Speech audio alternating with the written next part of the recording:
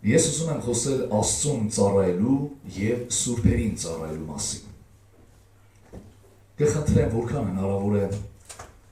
ձեր ուշադրությամբ, հետևողականությամբ քաջալերեք ինձ Աստծո ժողովուրդ, որ ես էլ ուրախությամբ կարողանամ փոխանցել ինչ որ սրտումս կա, որովհետև Տերը խոսք է տվել ինձ ձեզ փոխանցելու համար, բայց եթե դուք չլսեք, ես չեմ հաջողվի։ Մի եկեղեցու հովիվ, որ երկար ժամանակ մի եկեղեցում ծառայում էր, ժողովուրդը քնում էր։ Մեծամասամբ դահլիճում նստած ժողովրդի քնում էին։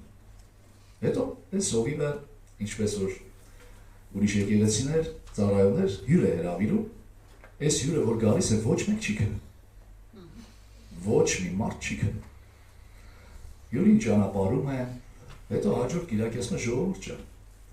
Ես ձեզանից վիրավորված եմ։ Ասում են ինչի հովիվ։ Ասում է, ես որ քարոզում եմ, դուք քնում եք։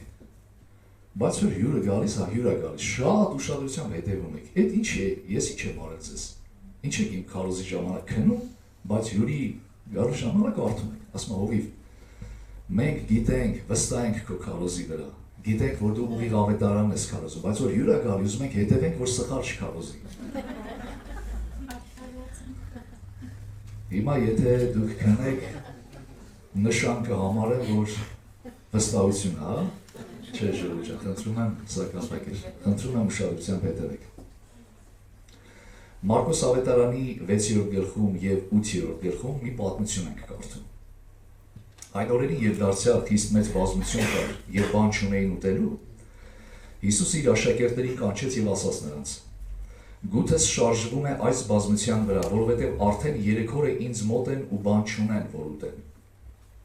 Եթե նրանց սոված արձակեմ, իրենց տները ճանապարհին կթուլանա։ Նրանցից ոմանք հեռու տեղից են եկել։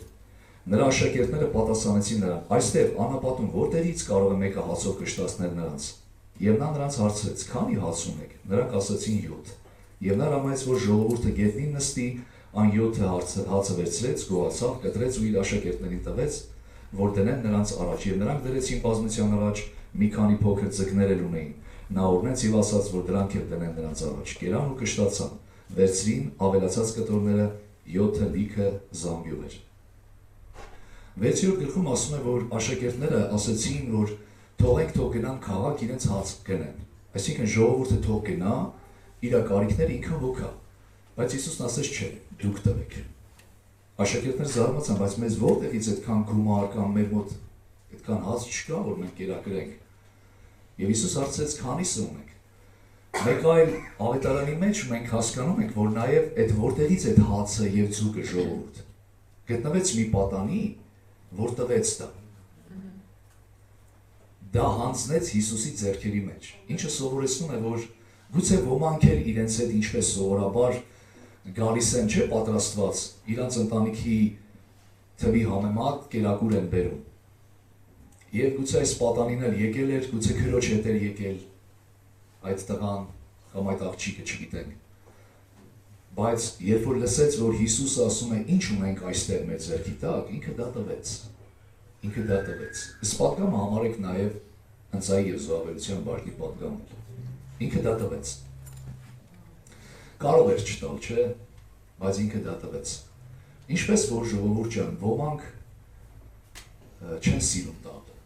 ավելի շատ սիրում են պահել իրենց։ Չեն սիրում բաժնեկցել, չեն սիրում կիսվել, չեն սիրում բաժին հանել։ Այսօր աշխարհը ավելի շատ գնում է այն մակարդակի, այն վիճակի, որ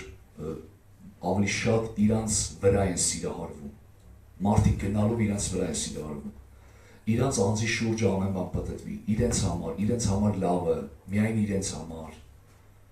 Սա այս աշխարհի վիճակն է, բայց այս պատմության մեջ, սիրելիներ, որը հացի բազմացման պատմությունն է, մենք կարևոր օրինակ ենք վերցնում մեր Տեր Հիսուս Քրիստոսից։ Տեսեք, այստեղ չի ասում, որ ուղղակի Հիսուսը քարոզեց և ինչ-որ այս խոսքերն ասեց։ Մենք գիտենք հետևյալ այստեղ, որ Հիսուսը նյութական բան արեց ժողովուրդ։ Նյութական բան արեց։ Այսինքն կերակրեց երկար ժամանակ այդտեղ գտնվող ժողովրդին։ Հիսուսը տեսավ նրանց վրա, միտեղ գրված է խղճած բազմության վրա։ Սա ցույց է տալիս, որ ոչ մի անձնավորություն, ոչ մի մարդ մեր Տեր Հիսուսի աչքերից չի վրիպում։ Սիրելիս, դու որ նստած ես այստեղ, հիշիր, որ դու մեր Տիրոջ աչքից չես վրիպում։ Նա քեզ գիտի։ Նա գիտի քո սովածությունն էլ, նա գիտի քո ցավն էլ, նա գիտի քո հիվանդությունն էլ, ամեն բան գիտի, որտեղ Հիսուս ինքը ասեց, եթե թողնեմ, նրանք ճանապարհին կթուլանան, ուրեմն նրանց պետք է կերակրել։ Բայց ավելի շատ այստեղ մի կարևոր բանի վրա ես ուզում եմ քո ուշադրությունը դարձնես աշակերտների վրա։ Թեև աշակերտները Հիսուսի հետ էին, երկար ժամանակ էին քայլել Հիսուսի հետ, շատ ծառայությունների էին մասնակցել, աշակերտները քրիստոնյա էին, աշակերտները հավատացյալ էին, աշակերտները Հիսուսի հետ էին, նրանք անտեղյակ չէին, նրանք հոգևոր մարդիկ էին, ժողովուրդ, բայց նկատում ենք սառնասրտություն, նկատում ենք, որ նրանք անտարբեր են, նրանց հոգը չէ ժողովուրդ հետ ինչ կպատահի, թող գնան ոնց ուզում են իրենց կերակուրի հարցը լուծեն Տեր։ Եվ ինչու են նրանք այդպես ասում, որտեղ նրանք չէին ցանկանում իրենց վրա բեռ եւ պատասխանատվություն դրսնել։ Ցավով պիտի ասեմ, եկեղեցու մեջ կան քրիստոնյաներ, որ ոչ միայն իրենց անձով, այլև իրենց ունեցվածքով, նյութականով, իրենց հնարավորությունով, ամեն ձեռքի տակ եղած հնարավորությունով ներդրվել գիտեն եկեղեցուն։ Ես հենց հիմա կարող եմ թվարկել անուններ, բայց ես դա չեմ անում։ Մարդիկ, որոնք ներդրվել գիտեն, բայց կան մարդիկ, որ առհասարակ ապրում են օտարի պես։ Երկու ամիսը մեկ կհանդիպեն կամ չեն հանդիպի։ Բոլորովին անտեղյակ են եկեղեցու անցուդարձից, կյանքից։ Անտեղյակ են եկեղեցին որտեղից ուր է գնում։ Անտեղյակ են եկեղեցին ինչ հոգս եւ անելիք ունի։ Այս օրինակը ցույց է տալիս, որ թեև աշակերտները Հիսուսի հետ էին, բայց նրանք չէին նկատում, որ ժողովուրդը հնարավոր է ճանապարհին չդիմանա։ Եվ այսօր այնքան մարդիկ կան, որ հավատա, քո հոգացության եւ քո ուշադրության կարիքն ունեն։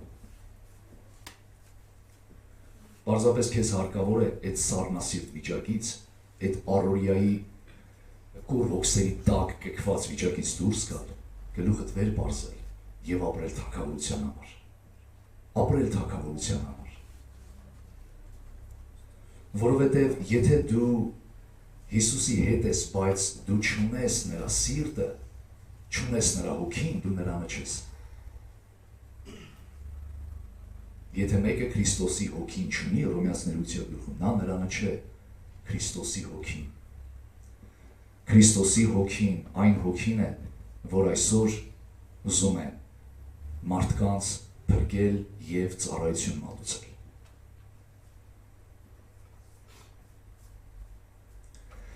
Որքան էլ այսօր աշխարհում սիրելի Աստծո ժողովուրդ շատ միջոցներ եւ ծառայություններ կան։ Դուք կարող եք հետևել եւ կարծում եմ շատերը հետևել եք, լավ էլ գիտեք, բավական տեղյակ եք։ Աշխարհը ժամ առ ժամ, գուցե ավելին ասեմ, րոպե առ րոպե զարգանում է։ Աշխարհը զարգանում է եւ թվում է թե այսօր մարդկանց համար, մարդկանց կենսակերպը լավացնելու, մարդկանց ապրելակերպը, առօրյայի շատ ու շատ գործեր կազմակերպելու համար ծառայություններ ու միջոցներ շատ կան, գնալով շատանում են, չէ, օրինակ, այն ժամանակ, որ մարդիկ պիտի գնային սննդի համար հասնեին հատուկ սննդի օբյեկտ, այսօր նույնիսկ կարող են զանգել, բերեն իրանց տուն։ Այսինքն գնալով մատչելի ծառայությունները շատանում են, բայց միևնույնն է, երկնքի առաջ իրական անկեղծ սրտանց հոգատարությունը մարդու նկատմամբ մնում է պահանջներից մեծագույնը։ Մայր Թերեզան հրաշալի է ասել. այսօր աշխարհը հացից ու ջրից առավել սիրվելու կարիք ունի, սիրո կարիք ունի։ Հավատացեք, այո, Աստծո սիրո կարիքը մարդիկ ունեն։ Բայց երբ որ դառնում ենք մեզ աշակերտներիս, 21-րդ դարի աշակերտներիս ենք նայում, մենք տեսնում ենք, որ այսօր էլ մենք եկեղեցիներում ունենք մարդիկ, որ բոլորովին իրենց համար են ապրում։ Գիտենք քրիստոնյաներ, որ ապրում են միայն իրենց համար։ Նրանք երբեք չեն ուզում նեղություն կրել, մի փոքր բան վերցնել, ձախ կողմից դնել աջ կողմի վրա։ Բայց Տերը ցույց է տալիս, որ ինքը եկավ ծառայելու, ոչ թե ծառայություն ընդունելու։ Հիսուսն ասեց, ես եկա ծառայելու։ Եվ ես ուզում եմ, որ այսօր յուրաքանչյուրդ քաջալերվեք եւ այսօր ձեզ համար բեկումնային պահ լինի, որ դուք սկսեք ծառայությունը։ Երբ որ շատ տարիներ առաջ Սյունիքում Դավիթ բեկը ծառայություն մատուցեց, զոհաբերվեց այդ հողը պահելու համար, հավաքեց ժողովրդին, միասնականություն քարոզեց, շատերը ցակուցրիվ էին, բայց ինքը կարողացավ կազմակերպել միասնության բերել։ Եվ ովքեր չգիտեն, ասեմ, ինչու համար իր անունը կոչվել Դավիթ բեկ, այսինքն ինքը բեկում արեց ժողովրդի մեջ։ Դրա համար կոչվեց Դավիթ բեկ։ Ինքը բեկում արեց։ Ես ուզում եմ, որ այսօր քո կյանքի մեջ բեկում լինի, եթե դու անտարբեր մարդ ես, մինչև առեսօր, ինչ որ պահից անտարբերություն կա կյանքիդ մեջ, ապա կուզեմ, որ այսօր ջերմանաս, փոխվես։ Ոչ թե ինչ որ մեկի պես, որ մոտեցավ եւ ասեց, կուզեմ ծառայել եկեղեցում, բայց այդպես էլ ոչ մի բան չարեց։ Եվ ես հարց եմ տալիս յուրաքանչյուրիդ, ինչ ես անում դու եկեղեցում։ Ինչ ես անում եկեղեցուց դուրս, ինչ ես անում Տիրոջ թագավորության համար։ Եկեղեցին միայն կիրակից կիրակի գալը չէ, որ այն էլ երբեմն խախտում ես։ Եկեղեցին ապրել Աստծո ժողովրդի հետ, լինել խոստման ճանապարհի եւ ընթացքի մեջ, անցնել Աստծո ժողովրդի հետ, անապատնել, անցնել Աստծո ժողովրդի հետ այդ ծարավը եւ քաղցը զգալնել,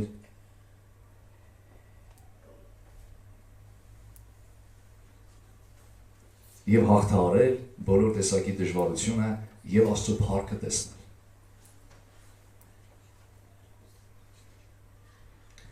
Ձեզ ուզում եմ հիշեցնել, թանկագիններ, որ Աստված հետևողական է յուրաքանչյուրի գործերին, սիրուն ու ծառայությանը։ Համաձայն եք։ Աստված հետևողական է։ Եբրայեցիների 6:10-11-ում կարդում ենք, որովհետև Աստված անիրավ չէ, որ մոռանա ձեր գործը կամ գործերը եւ այն սերը, որ իր անվան համար ցույց տվեցիք, լսեք ուշադրությամբ, որ ծառայում էիք սուրբերին եւ ծառայում եք։ Եվ փափագում ենք, որ ձեզանից ամեն մեկը նույն ջանքը ցույց տա, որ հույսը մինչև վերջ հաստատ մնա։ Ուզում եմ ուշադրություն դարձնես։ Իմ այս պատգամի մեջ առավել շատ այս երկրորդ մասն է, ծառայել սուրբերին, այսօրվա։ Եվ առհասարակ մենք հասկանում ենք, մենք ծառայում ենք Աստծուն։ Այստեղից բխող ցանկացած ծառայություն Հիսուսի անունով եւ ավետարանի համաձայն, այն Աստծուն է վերաբերվում։ Ժողովրդին ծառայելով, բայց Աստծուն ենք ծառայում։ Ինչ որ անես, Տեր Հիսուսի անունով հիշի, դա մոռացված չէ։ Երբ որ դու մի գործ արեցիր, ցանկացած բան, ինչ որ արեցիր, այն Աստծո մոտ գրանցված է։ Ինչ հրաշալի է, որ ոչ մի բան մոռացված չէ։ Դու շատերի համար, քո հարազատների համար, քո հարազատ եղբայր-քույրերի համար շատ բաներ ես արել, բայց նրանք կմոռանան, չեն հիշի, կգա մի օր մի պահ կգա գործերները կլավանա, քեզ քիչ չեն էլ հիշի։ Բայց այն ինչ որ դու արել ես Աստծո համար, դա մոռացված չէ։ Եվ ես ուզում եմ, որ դու լավ լսես, լավ նկատես սա։ Ես ասում եմ, տեսնում եմ, որ դուք ծառայում եք սուրբերին եւ ծառայում եք։ Փառք Աստծուն բոլոր նրանց համար, կարող եմ անուններ տալ, ժամանակին ինչ ծառայություններ են ունեցել, նվիրյալ ծառայություններ, բայց ես հիմա հարց եմ տալի, այսօր ծառայում ես, թե չես ծառայում։ Ես յուրաքանչյուրիդ այս հարցը ուղղում եմ, այսօր դու ծառայում ես, թե չես ծառայում։ Անցյալը հրաշալի էր, կարող ենք շատ դեպքեր հիշել, բայց այսօր արդյոք ծառայում ես։ Եվ փափագը սա է Առաքյալ Պողոսի եւ կարծում եմ յուրաքանչյուր առաջնորդի, որ եկեղեցում բոլորը նույն ջանքը գործադրել։ Մեկը շատ է ջանում, եւ մեկը թույլ, կամ բացարձակ չէ ջանում։ Այդպես չպիտի լինի։ Թող այսօր կյանքիդ մեջ բեկում լինի։ Թող այսօր քեզ համար որոշում կայացնելու օր լինի։ Եվ մենք որոշակի մանրամասնորեն առաջ կգնանք, որովհետև ձեր մեջ հարց պիտի առաջանա, իսկ ես ինչ պիտի անեմ, ինչ ծառայություն պիտի անեմ։ Երանի այն քրիստոնյաներին, ովքեր անցյալում ծառայել են եւ հիմա էլ ծառայում են։ Երանի բոլորը ցանկալի ջանքն ու եռանդը ունենան Աստծո թագավորության գործունեության մեջ։ Հռոմեացիների 12:11-ում, որ մեր հիմնային համարներից է պատգամի մեջ, կարդում ենք հետևյալի մասին. Ջանքի մեջ թույլ չլինեք, լսում եք, ջանքի մեջ թույլ չլինեք, հոգով ջերմեռանդ եղեք, Տիրոջը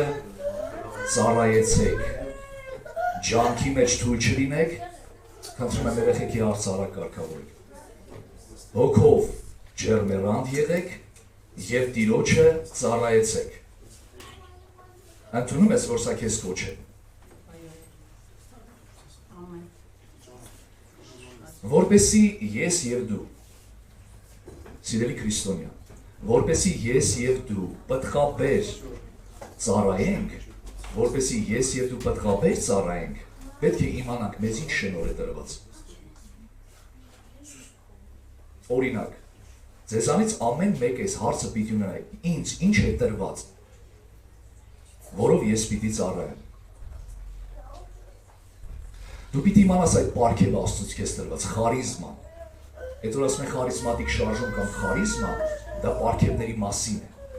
Բայց Աստված բոլորին պարգևներ տվեց։ Ուզում եմ քեզ ասել, որ թող քեզ համար նորություն չլինի։ Ինձ չէ, որ միայն պարգևներ է տրվել։ Դու էլ ունես պարգևներ։ Ձեզանից յուրաքանչյուրը պարգևներ ունի։ Եվ ամբողջ հարցը, ամբողջ խնդիրը սրանում է։ Դու գիտես քեզ ինչ պարգև է տրված։ Արդյոք գիտես Տերը քեզ ինչ է տվել։ Գիտեք, ինչքան կարևոր է, որ դու իմանաս, ասեմ ինչու համար է կարևոր։ Դու մի կարծի, որ այդպես անտեղյակ մնալով ապրեցիր օրերիդ մինչև վաղճանը։ Աստված քեզ չի հարցնելու։ Ես քեզ բան էի տվել, տաղանդ էի տվել, ուրա, ինչ ես արել։ Լսում եք, ժողովուրդ, մեզանից ամեն մեկին Աստված հարցնելու է։ Ես քեզ պարգև էի տվել, ինչ ես արել։ Ինչպես ես վարվել դրա հետ։ Դու գուցե քեզ համար հրաշալի զբաղմունքներ ես գտել, կյանքդ լավ դասավորել ես, զբաղվում ես, ինչ որ առօրյա ունես, ոմանք իրենց ընտանիքով զբաղվում են, զբաղմունք են գտել։ Օրեր անցկացնում են, բայց հետո Տերը կասի, ես քեզ պարգև եմ տվել, ինչ ես արել դա։ Ինչպես ես վերաբերվել այդ տաղանդների հետ։ Քանի մարդ կա, որ այստեղ ուզում է լսել հետևյալը, չար եւ ծույլ ծառ։ Այո, ոչ մեկը։ Տեսեք, Հռոմեացիների 12:6-10 եւ 12-13 խոսքերը մեզ համար բավական բացահայտումներ են։ Բայց զանազան պարգևներ ունենք այն շնորհի համաձայն, զանազան պարգևներ, որ մեզ տրված է, բոլորիս տրված է ժողովուրդ։ Մարգարեություն, թե մարգարեություն, հավատի չափով մարգարյանանք։ Այսինքն ոմանց տրված է մարգարեություն, ամենքը չէ որ մարգարեության ծառայություն է, ոմանց տրված է մարգարեություն։ Բայց այդ մարգարեության համար էլ կարևոր է հասկանալ, որ մարգարեությունը, որ կտրվի 21-րդ դարում եկեղեցում մարգարեական ծառայություն իրականացնող անձնավորությանը, ոչ թե մի նոր բան է տրվելու, այլ արդեն իսկ նախապես հավատի, որ բոլորին տրվեց հասարակած փրկության եւ հավատի համաձայն, այդ մարգարեությունն է վերահաստատվում, այդ մարդու մարգարեանալով կամ մարգարեական ծառայության միջոցով։ Արդեն իսկ Սուրբ գրքում դա կա, նորույթ չէ, որովհետև ինչ էլ որ տրվի 21-րդում, այդ մարգարեությունը հաստատում է այն, ինչ որ արդեն կա։ Նոր բան չպիտի լինի, որովհետև եթե մի նոր բան կան ձեզ ասել, որ մենք ձեզ չավետարանեցինք, նզովյալ լինեմ։ Եվ այսօր ցավոք նոր բաներ ասողներ հայտնվում են։ որ ուզում են մարդկանց ուշադրությունը շերել իրենց կողմ։ Ուրեմն թե մարգարեություն հավատի չափով մարգարեն, հավատի չափով, հավատից դուրս չէ ժողովուրդ։ Եվ տեսեք, թե ծառայություն, ծառայության մեջ լինենք։ Ձեզ ասեմ, որ եկեղեցում այնքան ծառայություններ կան, որ դու այլ կերպ չես կարող դա կոչել։ Չէ՞ որ մենք եկեղեցում կա փառաբանության ծառայություն, եկեղեցում կա աղոթքաժողովի ծառայություն, եկեղեցում կա գթության ծառայություն եւ այլն եւ այլն եւ այլն, չէ՞։ Բայց ծառայություններ կա, որ դու այլ կերպ չես կարող կոչել, այլ միայն ասելով ծառայություն, ծառայություններ։ Եվ այնքան ծառայություններ կան եկեղեցում եւ անտեսանելի թվացող գուցե նաեւ ոմանց աչքի, բայց դրանք ծառայություններ են եւ կարեւոր են Աստծո առաջին։ Մենք զանազան պարգևներ ունենք, այն շնորհի համաձայն, որ մեզ տրված է։ Դուք զանազան պարգևներ ունեք։ Դուք դա ունեք, Աստծո խոսքը փաստում է։ Եվ եթե շարունակում է, եթե մեկը սովորեցնող է, սովորեցնելու մեջ լինի։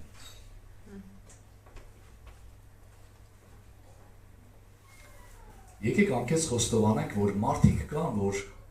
իրենք ունեն այդ շնորհը եւ պարգևը հրաշալի սովորեցնելու, ուսուցչական պարգև ունեն։ Ես չեմ կարող իրանցպես։ Ես չունեմ այդ պարգևը, բայց այդ մարդը ունի եւ փարտիոջ։ Բայց դա չի տրվել, որ այդ մարդը տանի լավ ամուր թաքցնի, այլ որ գործադրի։ Թե մխիթարող է, մխիթարելու մեջ, ժողովուրդ ջան, տեսնում եք,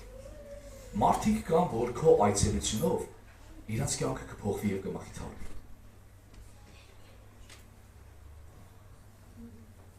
Դու ունես այդ պարգևը։ Ես ասում եմ դու ունես նկատի ունենալով այն մարդուն, որ Տերը տվել է այդ պարգևը։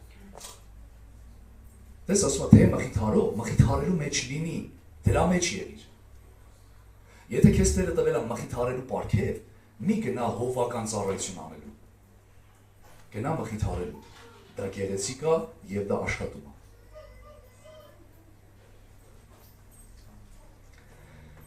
Եթե մեկը բաշխող է զվարթությամբ, մարդ, որ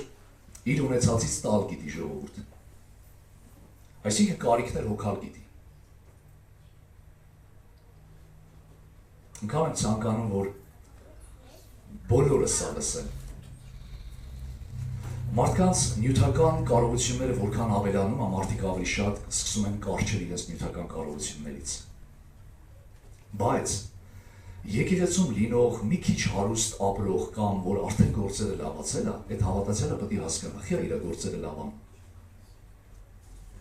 Գուցե ինքը հենց այդ պարգևն ու շնորհն ունի, որ պիտի բաշխող դառնա։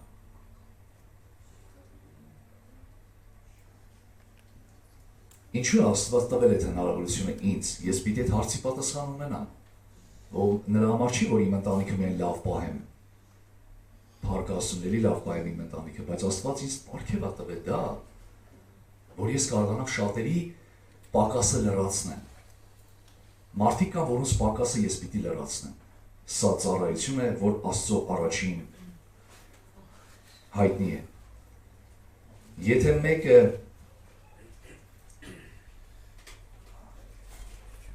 վերակացու եղողը ջանասիրությամբ, սա երեցական ծառայության մասին է, որ երեցություն անողը թող ջանասիրությամբ գործադրի, ոչ թե ալալելով ծառայի։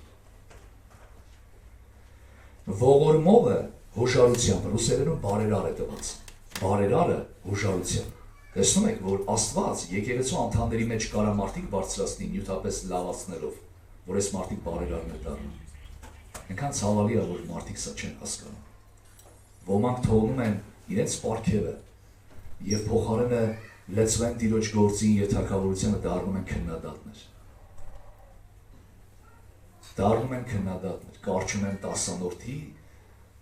խոսքերից եւ այլն։ Այնինչ որ Աստված իրենց կանչել է, որ իրենք այս ծառայությունը պիտի անեին։ Բայց այդ մարդիկ վաղ թե ուշ կանգնելու են Տիրոջ առաջ եւ Աստված պատասխանատվության է ենթարկել։ Որտեղ Տերն ասելու է, ես քեզ դա տվել էի, ինչի դա չգործածեցիր։ Այսպիսով ամեկը սովորեցնող չեն, ամեկը վերակացու չեն, ամեկը մխիթարող չեն, բայց կան մարդիկ։ Մեկին տրված է մխիթարություն, մեկին տրված է ողորմության ծառայություն, մեկին տրված է սովորեցնելու, մյուսին տրված է բախշելու, ռուսերեն պրիպադավաց։ Մեկին տրված է մխիթարելու։ Այս թվարկումները կարևոր է ժողովուրդ։ Այս թվարկվածներից դու որի մեջ ես քեզ տեսնում։ Որի մեջ ես քեզ տեսնում։ Մենք միասին փորձում ենք հայտնաբերել քո պարգևը Աստծո խոսքի միջոցով։ Դու այս ամենի մեջ ինչ բաժին ունես, ինչ ես անելու։ Ո դու կանչված չես գաս եկեղեցի նստես գնաս։ Դու անելիք ունես։ Տերը քեզ վերստին ծնունդ տվեց։ Կանչեց իր թագավորության մեջ քո հետ ուխտ արեց։ Եվ դու էլ խոստացար այդ ուխտի միջոցով ասելով. Տեր, խոստանում եմ, որ մինչև իմ կյանքի վերջը կծառայեմ քեզ։ Ասել ես։ Ասել ես։ Ահա։ Արդյոք հետևողական ես ասածներիդ, արդյոք ծառայում ես, ինչ որ բան անում ես այսօր։ Գուցե դու հիմա նորից ասես, բայց ես չեմ հայտնաբերել Տիրոջից ինչ շնորհք ունեմ։ Բայց դու քո սրտի մեջ հասկանում ես, թե դու ինչն ես ավելի լավ անում։ Դա հաստատ է։ Դու լավ գիտես, թե ինչը դու կարող ես Տիրոջ տան համար լավագույն կերպով անել։ Երկիչ մարդը գիտի, որ ինքը կարա երկով ծառայի։ Ինքը տեսնում է, որ այդ տաղանդ իր կյանքում կա։ Մեկ ուրիշը հասկանում է, որ իր շուրթերի վրա մխիթարության խոսք է, եւ ինքը կարող է հրաշալի մխիթարի բժշկության պատճառ լինի մարդկանց համար։ Բայց ամբողջ խնդիրը սա է, որ պարալիզացում է առաջացնում, որ մարդիկ իրենց շնորհները չեն գործածում։ Եթե դուք տեսնում եք մի եկեղեցի հաջողությունների մեջ է, դա պատճառ ունի, որտեղ բոլորը ներգրավվածները հասկանում են, որ իրենց շնորհները եւ պարգևները պիտի գործածեն։ Նրանք պիտի անեն Տիրոջ թագավորության համար, որտեղ գրված է. այս ամենը եկեղեցու շինության համար է։ Հետևաբար, մեծ հետևություն ամեն մեկիս համար։ Եթե այստեղ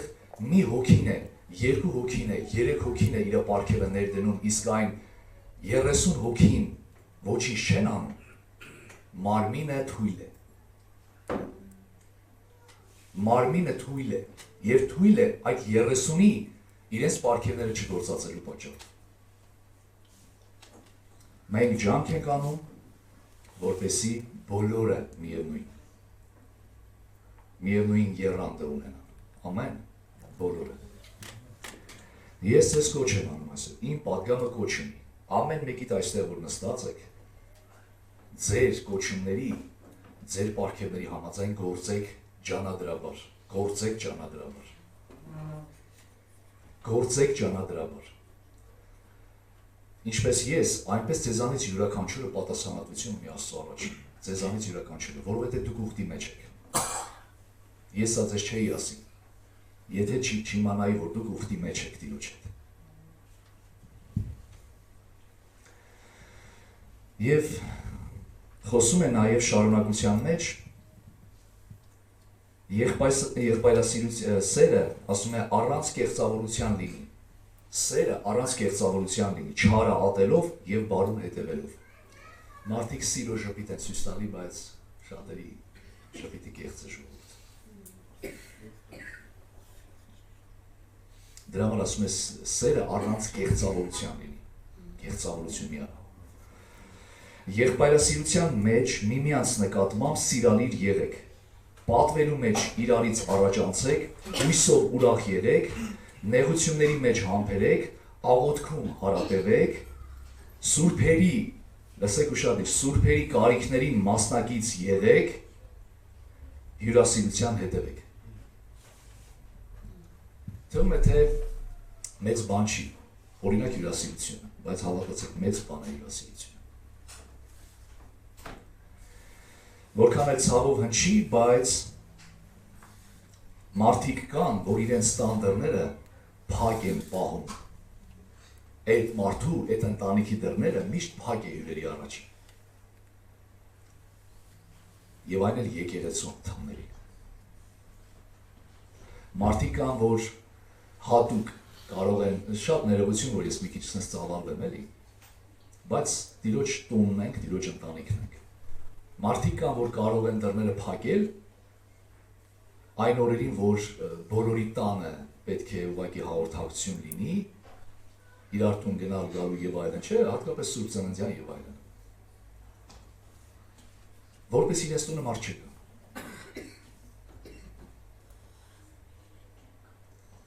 Բայց Աստծո ասում է հյուրասիրության հետևե եղեք։ Ուրեմն կարևոր է, չէ, որ սա գրված է ավետարանում։ Իմ մեջ այլոց ես ձեզ ասեմ, Հռոմեացիների թուղթը համարվել է ավետարան։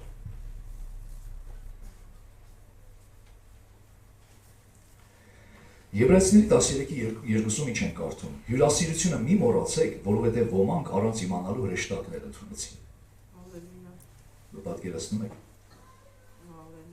Պարզվում է, որ դու հյուրասիրության միջոցով կարող ես հրեշտակների ընդունել։ Հիսուսն ասում էր, եթե մեկին մի բաժակ ջուր տաք, վարձքը չեք կորցնելու։ Մարգարեի անունով, արդարի անունով։ Ես ուզում եմ ուղղակի զարմանքով ասել, այն մարդկանց, որ կարծես թե եկեղեցու մեջ են, բայց եկեղեցու ոչ մի անդամի հետ չեն շփվում։ Ես ուզում եմ այդ մարդկանց հարցնել, դու ինչ ես հասկանում քո ապրած կյանքից։ Ո՞վ է քո լավագույն ընկերն ու ընկերուհին, աշխարհի ինչ որ մեկը։ Մարդիկ կան, որ խոսում ես իրանց հետ,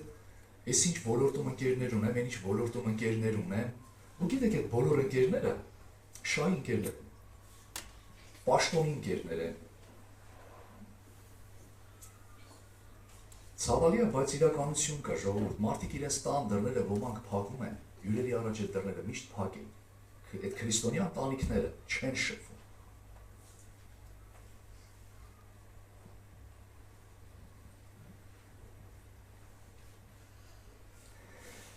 Կային քրիստոնյաներ, որոնց համար առաքյալ Պողոսը առանձնահատուկ էր խոսում։ Օրինակ, Հռոմեացիների 16:23-ում տեսեք Պողոսը Հռոմի եկեղեցուն ողջունի խոսքի մեջ հիշում է Գայիոսին։ Ձեզ ողջունում է Գայիոսը։ Լսեք ինչ է ասում Գայիոսը։ Իմ եւ ամբողջ եկեղեցու հյուրընկալը։ Տեսեք ով էր Գայիոսը։ Ամբողջ եկեղեցին հյուրընկալել էր այս մարդը։ Այսօր ընտանիքներ կան եկեղեցում, որ չես կարող ուրանալ, որոնց միջոցով եկեղեցին հաստատվում է ավելի կայուն է դառնում։ Ընտանիք կա, որ քրիստոնյաների բոլորին հյուրընկալում են։ Կարամ անուն տամ, հենց հիմա կարամ այդ անունը տամ, կարամ այդ ընտանիքին գովեմ եւ ճիշտ կանեմ։ Այ, դուք գիտեք, այդ ընտանիքը ով է եկեղեցում։ Ողջունում է ձեզ Գայիոսը, իմ եւ ամբողջ եկեղեցու հյուրընկալը։ Ժողովուրդ, սա պատվական ծառայություն է։ Շնորհակալ ենք Աստծուց այս ընտանիքների համար, որ կան այսպիսի մարդիկ։ Ոչ թե ոմանց նման նոր տարվան դռները փակ են գնան, որ ես տունը մարդ չկա։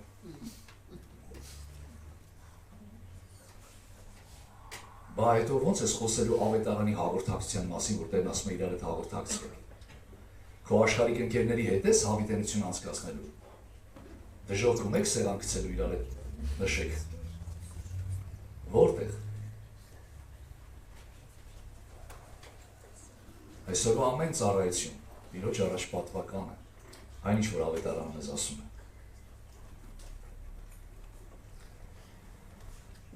Ձեզ ողջունում է Երաստոսը, քաղաքի գանձապահը եւ Կվարտոսը։ Ուզում եմ դուք այստեղից հասկանաք, ի այս մարդու անունի շտակում։ Քաղաքի գանձապահը պաշտոն է։ Դա պաշտոն էր, որ այդ մարդուն էր, բայց մարդը այդ պաշտոնը գործածում էր եկեղեցու համար։ Ոմանք պաշտոն են ստանում, մոռանում են եկեղեցին։ Ոմանք Վիտնի Հյուսթոնի նման, երբ որ բարձրանում են երկի ասպարեզում, մոռանում են եկեղեցին, մոռանում են Աստծուն, մոռանում են Աստծո ժողովրդին, մոռանում են, որ իրանց կայացման համար եկեղեցին աղոթքներով եւ իր կողքին դիներով ինչքան տեղ ունեցել։ Մի հատ փոքր պաշտոն են ստանում եւ մոռանում են։ Այսօր որ դուք Կոմիտասի մասին գիտեք, որ այդպես մեծ մարդ է, բայց Կոմիտասի համար Խրիմյան հայրիկը ներդրում ունեցել։ Կոմիտասի համար Բաքվի ամենամեծ նավթա հորերի միլիարդատեր հայը նորացա Մանթաշովը ներդրում ունեցել, որ Կոմիտասը կարողացել է Եվրոպայում, Գերմանիայում սովորել։ Մարդիկ շատ արագ, շատ շուտ են մոռանում, ցավոք սրտի։ Երբ որ Հիսուսը 10 բոլոտի բժշկեց, մեկը հետ եկավ եւ երկրպագեց, ասաց բայնի նուր է։ Եղբայրներից մեկի համար ասում էր, այն որ հացի չքավորություն ունեին, ես էի գնում հաց տան, որտեղ հաց չունեին ամբողջ ընտանիքով։ Եկեղեցու անդամի մասին է խոսքը։ Երբ որ իրանց հայրը իրան վատ դրսևորում էր խմիչքի պատճառով, ես էի գնում նստում իմ մեքենան, տանում էի մի կողմի վրա, որ իր ընտանիքին նեղություն չտա եւ ծեծու ջար չանի։ Իսկ այսօր այդ մարդը ձգտումա շփվել են քսի մարդկանց հետ, ովքեր որ բարձր են, աստղեր են, հայտնի են քրիստոնյա աշխարհում։ Սա քրիստոնեություն չի։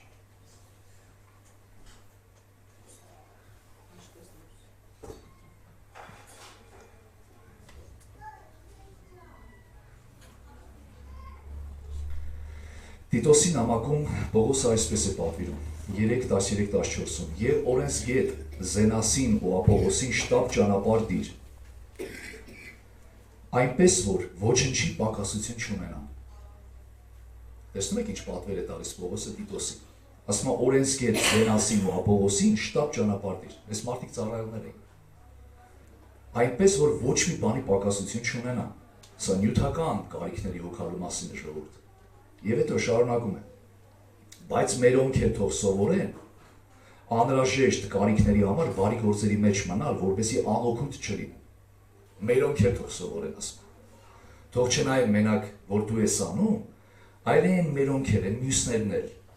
որ երբեմն դու այդքան բան անում ես, թող իրանք էլ դա տեսնեն, իրանք էլ թող մասնակից լինեն։ Դրա համար ուզում եմ ասել ժողովուրդ ջան, մի գցեք միշտ ինչ-որ մեկի վրա բաներ կա, դուք ինքներդ էլ արեք։ Մեկն ասել է, ինչ որ տվեցի ունեմ, ինչ որ պահեցի, կորցրեցի։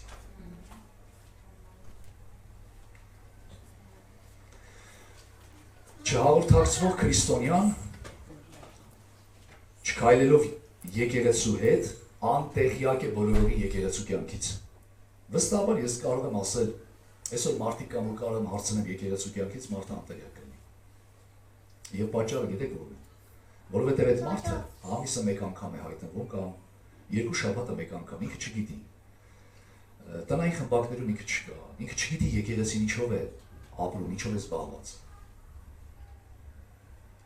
Եղբայրս մեկ ասոր յոր մեկ եկավ ասեց, այ հովիվ է սուր եք։ Հովիվ է սուր եք դուք։ Ձեզ չեմ տեսնում, ասում ամեն կիրակի եկեղեցում ենք եկել։ Որ գաս եկեղեցի կտեսնես։ Եկեղեցում ենք, ուրիշ տեղ չենք։ Դու գնացել ես քո համար ապրում ես, քո տանը նստած ես, քո առօրյա հոգսերով ես մենակ ապրում, ասում ես ուր եք։ Եկեղեցու հետ պետք է քայլել, մասնակից պետք է լինել, պետք է գործել, պետք է ծառայել։ Քանի մարդուսակեր են խոսում։ Ամեն։ Հռոմեացիների 12:15-ում գրված է. լացողների հետ լացեք, ուրախացողների հետ ուրախացեք։ Մարդիկ կան, որ եկեղեցու ոչ տխրությունից են խաբար, ոչ ուրախությունից։ Լավ, այդ հուբուբի կյանքը ումն է պետք է։ Ումն է պետք է հուբուբի կյանքը։ Ումն է պետք։ Այդ միայնակության կյանքը ումն է պետք։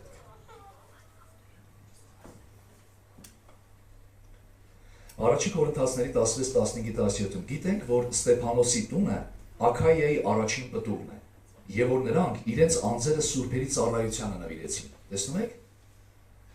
Ինչ արեցին։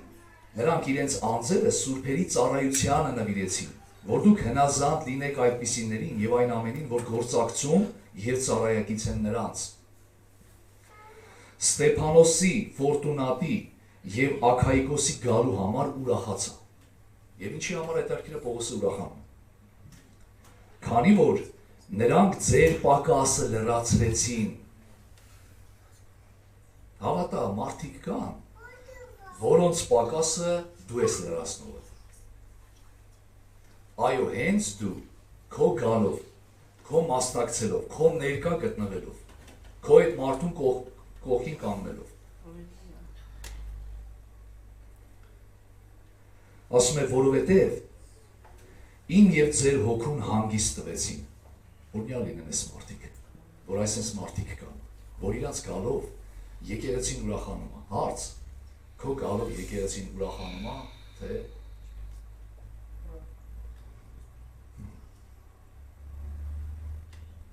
քո գալը օրինություն է, թե անեծք։ Փարտիրոջը ձեր ներկայությունը օրինություն հաստատ ժողովուրդ։ Ֆիլիպեցիների 4:10-14-14-ում ասում է 10-14-ը եւ 10-ը մինչեւ 14 եւ 14 խոսքը առանցին։ Ես Տիրոջով մեծապես ուրախացա, որ դուք դարձյալ մտածել եք հոգալ ինձ համար, սա առաքյալն ասում։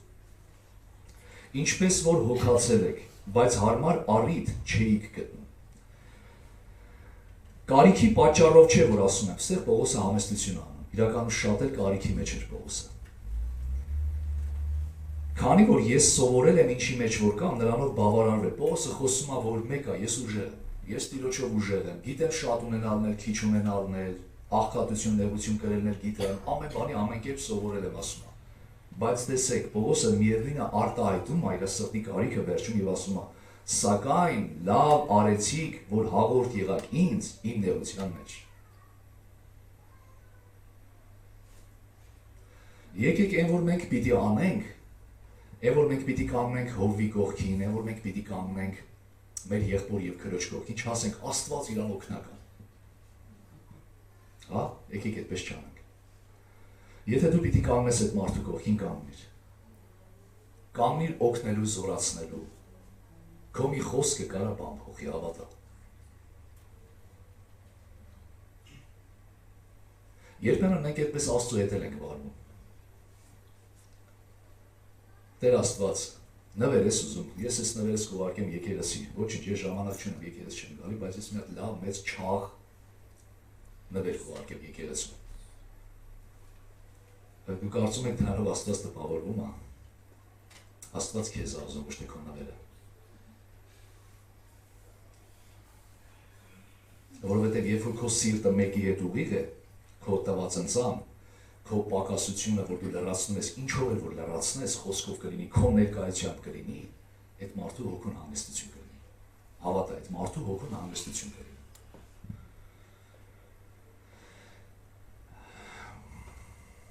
Գիտեք, որքան էլ զարմանալի հնչի, բայց Սուրբ գրքում օրինակ աղոթքի մասին խոսում է 500 անգամ։ Հավատի մասին խոսում է 500 անգամ։ Իսկ ֆինանսի, ունեցվածքի, հարստության, տուն ու տեղի, նունեքուր ջան, խոսվում է 2350 անգամ։ Իսկ ինչու է այդքան շատ խոսվում։ Որովհետև Աստված լավ գիտի, որ մարդը նյութականից կարճով մեկն է։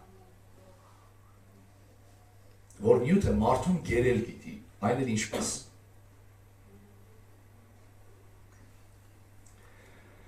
Եվ թեպետ որ մենք ասում ենք մարդիկ, որ կարողանան իրենց անձերը տալ, բայց մենք գիտենք մարդիկ կան, սկի եկեղեցուն ընծա եւ 10-րդ տալ չգիտեն։ Ինչպես կարող են այդ մարդիկ ասել, ես իմ անձը կծայեմ Աստծուն։ Ուրեմն այս մասին խոսելը զոր է այդ մարդու դեպքում։ Ըստ վիճակագրության եկեղեցու չափահասների 32%-ը 10-րդ չի տալիս։ Եվ ինչու՞։ Որովհետև փողից կարճած են։ Տեր Հիսուսի խոսքը հստակ է ծառայության մեջ։ Մարդու ընտրությունը ծառայության մեջ կամ Աստված է, կամ մամոնան։ Մեկ անգամ ևս ասեմ։ Հիսուսը հստակ ասել է բարեկամներս։ Մարդը չի կարող երկու տիրոջ ծառայել։ Կամ Աստծուն է ծառայելու, կամ մամոնային։ Հետևաբար, մենք հասկանում ենք, որ մարդը առանց ծառայության չէ։ Աշխարհի վրա ցանկացած մարդ առանց ծառայության չէ։ Ինքը ծառայություն ունի։ Ինքը մեկին տուրք է տալու։ Ինքը մեկին նվիրվելու է, ինքը մեկին շատ է սիրելու։ Կամ Աստծուն, կամ փողին։ Եվ դուք մի կարծեք, որ այս մասին Հիսուսը ասում է աշխարհիկ մարդկանց, պարզապես։ Քրիստոնյաներին էլ ասում, հենց քրիստոնյաներին է ասում։ Վերջերս մեր ավակովի ասում էր, այսօր նայում եմ քրիստոնյաներ կան, աշխարհիկներից ավելի շատ են ընկել փող աշխատելու հետևից։ Ես համաձայն եմ։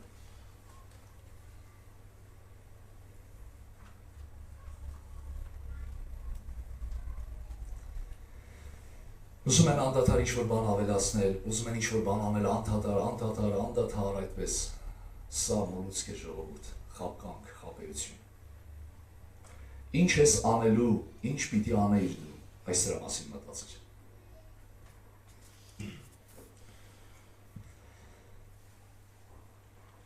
Եթե սատանան փորձության ժամանակ Հիսուսին առաջարկեց ամբողջ աշխարհի գանձերը երկրպագության փոխարեն, ապա ուշադիր լսիր, ես և դու այդ առաջարկից զերծ չենք լինում։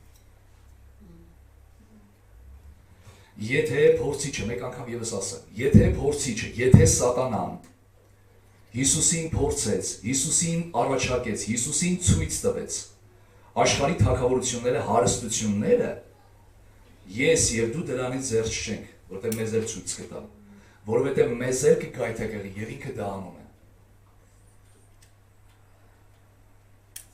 Փող փողի վրա։ Անդադար զբաղվածություն նյութականի պատճառով։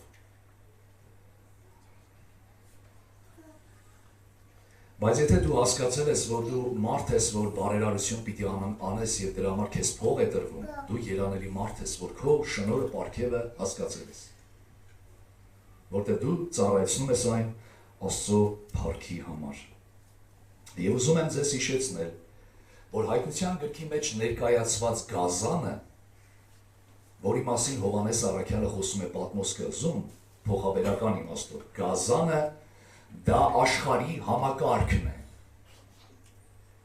Լսում եք, գազանը դա աշխարհի համակարգն է։ Եվ այդ համակարգը մեծ վերահսկողություն կսահմանի մարդկանց գնելու և ծախելու վրա։ Աշխարհը։ Այսօր աշխարհը կամաց դրան պատրաստվում է։ Համաշխարհային կառավարման մոդելներն են փորձում գործ դնել։ Ինչպես Շևչենկոն կնկատեր, այսօր թվայնացման աշխարհ է, ամեն բան թվերով պիտի երևա։ Աշխարհի համակարգը, այդ գազանը պիտի վերահսկողություն կիրառի գնելու և ծախելու վրա, փոխարենը երկրպագություն ընդունելով։ Դե մտածեք։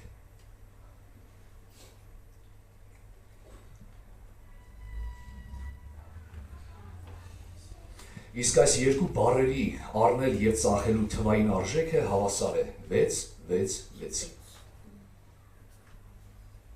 և նշանակում է հարստություն և ավանդություն։ Աշխարհային ավանդույթները, դա չի նշանակում, որ Աստծո հաճության մեջ են։ Իսկ այժմ կարդանք Առաջին Պետրոս 4:11-ը։ Սիրելիներ, ձեզ խնդրում եմ, ձեզ կոչ եմ անում, ծառայեք։ Ծառայեք, եկեք ծառայենք, ժողովուրդ, ես ձեզ կոչ եմ անում, եկեք ծառայենք, քանի ժամանակ կա։ Եկեք ծառայենք։ Քանի ժամանակ կա։ Առաջին Պետրոս 4:11։ Բայց ամենից առաջ իրար հանդեպ ջերմագին սեր ունեցեք, որովհետև սերը ծածկում է անհամար մեղքեր։ Հյուրասեր եղեք միմյանց հանդեպ, առանց տրտնջալու։ Եվ վերջապես, ամեն մեկը ինչ շնորհ որ ընդունել եք, այն իրար մատակարարեք։ որպես Աստծո բազմազան շնորհների լավ տնտեսներ։ Ինչ շնորհ ընդունել է սիրելիս, մատակարարիր, մատակարարով ելիր։ Եթե մեկը խոսում է, թող ինչպես Աստծո պատգամ խոսի։ Հասկանալի է, որ բոլորը խոսքի ծառայություն չեն անում, բայց եթե մեկը խոսում է, թող Աստծո պատգամ որպես խոսի։ Եթե մեկը ծառայում է, ձեզ բոլորիդ նայելով ուզում եմ ասել, եթե մեկը ծառայում է, ապա այն զորությամբ, որ Աստված է տալիս, որ ամեն բանում Աստված փառավորվի Հիսուս Քրիստոսի միջոցով, որին փառք ու զորություն հավիտյանս ամեն։ Իմ սիրելի եղբայրս եւ քույրս, քեզ ուզում եմ ասել, ինչ շնորհ որ քեզ տրվել է, գործադրիր, մատակարարիր։ Եթե դու դա չանես, մուրդկեն, ինչ էր ասում Եստերին, Աստված ուրիշ կերպով դա կանի, բայց դու կկորցնես քո հնարավորությունը։ Ամեն մեկը խնդրում եմ, մտածեք ձեր տաղանդների վրա, ինչ ունեք դուք այսօր, որ կարող եք ի գործ դնել Աստծո թագավորության համար, արեք դա։ Արեք դա։ Ձեզ խնդրում եմ, արեք դա։ Մի թաքցրեք ձեր տաղանդը, մի տարեք ձեր տուն ձեր հետ ամեն անգամ։ Եկեք մասնակից եղեք, ծառայեք, սուրբերի կարիքներին մասնակից եղեք։ Սովածների համար եղեք այդ կարիք հագեցնողները։ Եթե այս փոքրերից մեկին արեցիք, ինձ արեցիք։ Ժողովուրդ ծառայեք, ժողովուրդ ներդրվեք, մասնակից եղեք ամենքդ։ Մի եկեղեցաշենքի բացման ժամանակ, երբ հովիվը ներկայացնում էր, թե եկեղեցին ինչ ճանապարհով եւ ինչ ընթացքով հասավ այս օրվան, եւ հիմա հրաշալի եկեղեցաշենք ունեն, ներկայացրեց այն մարդուն, ով այդ նախագիծը վերցրել էր, ունեցել էր եւ այդ նախագծի համեմատ ճարտարապետական այդ նախագծով այս շենքը կառուցել էր եւ նվիրել էր եկեղեցուն։ Այդ խոսակցության ժամանակ հանկարծ դահլիճում մեկը դառնապես աղաղակեց եւ ասեց թույլ տվեք գամ ամբիոնի մոտ։ Բոլորը զարմացան, շփոթված էին, ինչ պատահեց, ինչու այս մարդը այսպիսի պորտկում ունեցավ, աղաղակ ունեցավ։ Եվ կանչեցին ամբիոնի մոտ եւ այս մարդը ասեց. տարիներ առաջ նույն այսպիսի շենքի նախագիծ Աստված տվել էր ինձ, ես բարերարեմ, որպեսզի ես դա անեի, բայց ես դա չարեցի։ Եվ ես հիմա տեսնում եմ, որ իմ պսակը այս մարդը արավ։ Այն ինչ որ պիտի անես, արա այսօր։ Ինչ որ Տերը քեզ պատվիրեց, արա։ Մի ասա ես մեծ եմ, ես փոքր եմ, իմ ժամանակը գնացել է, հայայը գնացել է, վայ-վայն է մնացել, այդպիսի բաներ մի ասեք։ Գրված է նույնիսկ տերության ժամանակ Տիրոջ տան մեջ լինողները պտղաբեր պիտի լինեն։ Հորացիո Բոնար անունով մի հեղինակ ասել է հետևյալը. մի վատնեք ձեր փողերը, կյանքը կարճ է եւ մեղքը ամենուր է։ Մեր տարիները նման են ընկնող տերևի, գլորվող արցունքի։ Մենք ժամանակ չունենք ժամեր վատնելու։ Մեր նման աշխարհում բոլորը պետք է շտապեն։ Եկեղեցի շտապեք։ Սիրելի քրիստոնյա, շտապիր։ Եվ երեք կարևորագույն բան կյանքում, որ ընդմիշտ կորչում են։ Լսում եք ժողովուրդ։ Երեք կարևորագույն բան կյանքում, որ կորչում են։ Առաջին, արձակված նետը։ Երկրորդ, ասված խոսքը։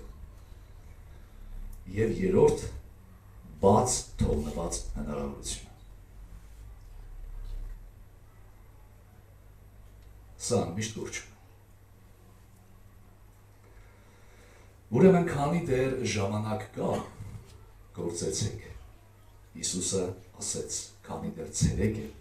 գործեցեք։ Եկեղեցի, համաձայնեք իմ հետ։ Քանի դեռ շունչ ունես քո մարմնի մեջ, ուժ ունես մարմնիդ մեջ, գործիր։ Քանի դեռ չեն եկել թշվառության օրերը,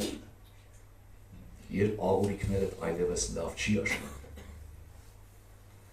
երբ պատուհաններդ խավար կլինի, այսինքն աչքերիդ լույսը, Քանի հնարավորություն ունես գործիր։ Մի վատնեք ձեր ժամանակը, մի վատնեք ձեր էներգիան, մի վատնեք ձեր փողերը բաների վրա, որոնք հավիտենական արժեք չեն ներկայացնելու։ Մի վատնեք։ Ոչ մեկին ոչ մի բան մի ապացուցեք, ցույց մի տվեք, որ գիտեք, որ դուք եք դա կարողանում անել, դուք ունեք այդ հնարավորությունը, դուք իրենցից պակաս չեք, դուք գիտեք ինչ որ անում եք, ում համար եք անում։ Աշխարհը այսօր մեծ մոլեռանդությամբ իրար հետ մրցակցության մեջ է։ Եվ ցավալին այն է, որ դա տեսնում ես քրիստոնյաների կյանքում էլ։ Որ մրցում են իրար հետ, որ իրենք առաջինը լինեն։ Եկեք այսպես մրցենք պսակի համար, որ մեզանից յուրաքանչյուրին տրված է, որովհետև ամենքն են վազում մրցասպարեզում, բայց մեկն է առնում մրցանակը։ Ես ուզում եմ հարցնել քեզ, արդյոք կհասնես մրցանակին։ Արդյոք կհասնես մրցանակին։ Արդյոք մինչև վերջ չափավորությամբ տեմպ կպահես ասքիդ մեջ հասնելու համար։ Ոման գլորվեցին, բայց դու չգլորվես։ Վազիր ասպարեզի ընթացքը, գործիր Տիրոջ անունով, որովհետև մեկ օր հանդիսավոր կերպով տերերի Տերը և թագավորների թագավորը կվերադառնա։ Եվ այն ժամանակ կլինի իմ և քո վարձատրության պահը, կլինի իմ և քո պսակադրելու պահը, որ Տերը պիտի տա նրանց, ովքեր որ ընթացքը կատարեցին, հավատը պահեցին, բարի պատերազմը պատերազմեցին։